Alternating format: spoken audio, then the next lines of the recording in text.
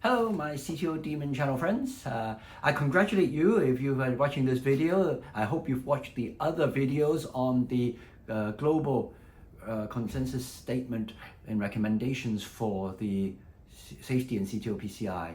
So this is the last of this set of core curriculum talks, and we're in the end of this paper. We recommend two issues that we need to look at. Number one is, when should we stop doing the procedure? And secondly is the issue of proctorship. Now, there was a lot of debate and argument, especially over the issue of proctorship among the authors in writing this paper. So, but we come to this conclusion, which I'll tell you in this video. So, but let's discuss first of all when we should stop doing the CTO PCI. So this has already gradually been building up through the different papers. So the APCTO club algorithm has already got some recommendations as to when we should stop, and the EuroCTO club has already their recommendations, and of course in the global CTO algorithm paper we already have some recommendations. And the traditional recommendations, of course, is the radiation dose, the contrast volume, the procedure time, and the risk of the remaining treatment options. These are the four things that's been taken to balance when we should stop. So if the radiation dose is getting towards 5 grays and we're not making progress, if the contrast volume is getting towards 3 times the EGFR, and if the procedure time is getting towards 4 hours, then we should consider stopping the procedure if we're not making good progress. The risk of the remaining treatment options, again, this has to be considered, because if with the remaining options are very high risk, then we need to again evaluate whether that's worth it in this patient and whether it's going to be successful. You remember we talked about the triangle balance in an earlier video, link in description below, and this is where we need to make that balance. We've added new reasons to stop the CTO PCI procedure. Number one is if we lack the needed experience to successfully complete the case. So if it's obvious the case needs a stingray, and I haven't done a stingray in my life, or if it's obvious the case needs retrograde, I've only done 1 or 2, I'm not competent in doing that retrograde, then stop. Get a proctor to help you. And so that's why these two are linked together. The occurrence of a serious complication should stop the CTO PCI. Now, this is again a little bit of a two-way sword. On the one hand, of course, if you have a serious complication, you have to deal with the serious complication. So you can't say, there's a serious complication, I'm going to stop altogether. You need to sort it out, because if you leave a serious complication, the patient dies. So if you made a perforation, you need to stop the perforation. As a general rule, though, if you've made a serious perforation, then after you seal it off, you should stop the CTO PCI. Of course, this is why we use the word serious complication. So a minor wire perforation, you could, pull it back and observe. If you perforate a channel, very often you could coil it and then carry on a different channel. But if you perforate a channel, he goes in tamponade, he gets shocked, and you spend a little while to get pericardial synthesis, and now he's already on 10 mics of noradrenaline afterwards, and you have a drain in, and it's bleeding out non-stop, and you wait a long time, and you have to reverse for protamine, that becomes serious. Probably you should stop. So you need to make a judgment call. What is a serious complication? But you also need to deal with the complication, especially donor artery complications. Because donor artery complications, if you leave it, is very dangerous. If you have thrombus in a donor artery and you have a CT on the other side, that's very dangerous for patients. So we should deal with donor artery complications properly before stopping, but we should stop the CTO part of the procedure. We've added, again, operator or patient fatigue. Now, this is very realistic, I think, because in real life, operators and patients do get tired.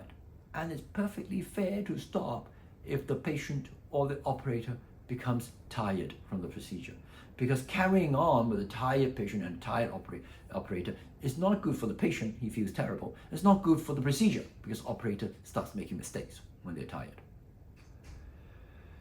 Before we stop the procedure, however, we should also consider an investment procedure, something that's going to make next time easier. Now, this is, again, there's a variation of how much investment we're going to do across the authors in the group. There are people that will, routinely just knuckle the wire down the subintimal and just balloon everything all the way down to the wire tip. And that's one way of doing it. There will be people who will do very little, maybe. They will just drill a microcatheter through the tough proximal cap and leave it like that. You know what I'm going to say, of course. Anatomy dictates strategy. So I think, again, you can't have a one-size-fits-all for all anatomies.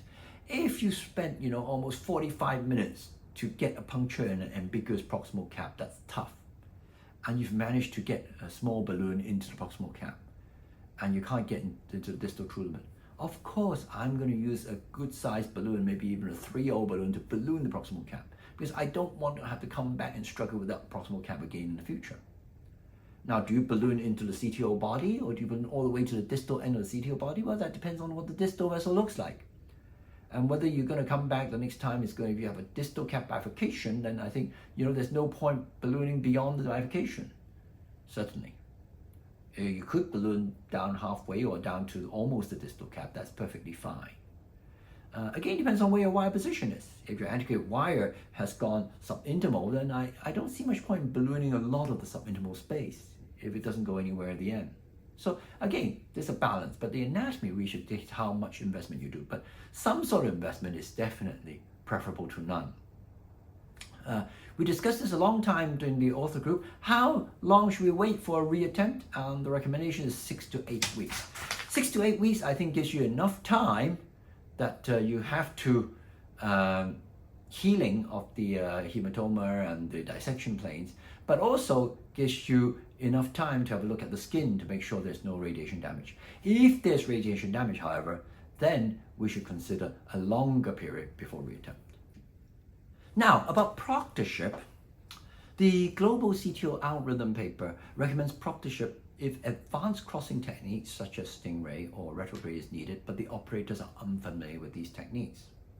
And there's this phrase that I quote again in its entirety in the safety paper, which says this: proctoring may not only improve the operator CTO PCI skills, but it also improves the safety of the CTO procedure, especially for highly complex lesions in patients, which means there's a double benefit for proctoring. It improves the operator skill, it improves the patient safety. Why would you not want to proctor? So proctoring is an integral part of CTO safety. And just like we began talking about a safe setup for a cath lab, a safe setup for a CTO program is to have proctors. Proctors are willing to come, proctors are willing to advise, proctors are willing to be there, and proctors that you can go to their center. This is important. A well-established referral and request system for proctorship in a complex CTO case is part of a safe setup of a CTO program. So I hope this when to stop and proctorship is useful for you and is something to mull about and think about in your CTO program. And I wish you every success in your CTO PCI. If you like the video, please click the like button and please subscribe to the channel if you want to see further videos. This is the last of the video of the global safety recommendations in the global consensus group. And I want to thank all my authors and co-authors, and I want to thank you for watching the channel. Bye for now.